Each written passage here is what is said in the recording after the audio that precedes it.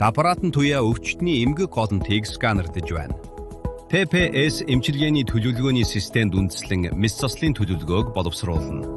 КТ-ийн тусламжтайгаар хадгалт хийх цэгийг тодорхойлно. Хадгалтын зөв ашиглан хадгалт хийнэ.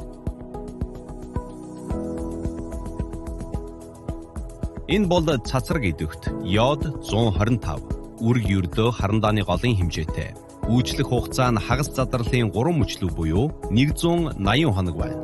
Үрэл суулгах төхөөрөмжийг ашиглана. Зүү бүрээр хавдрын өөр гүнд тодорхой тооны үрлүүдийг суулгана. Хадгалтын зүүгээр дамжуулан хавдар дотор үрлүүдийг дарааллын дагуу суулгана. Үрэл суулгаж дууссаны дараа зүүг сугалж аваад шархыг ариутхан бооно.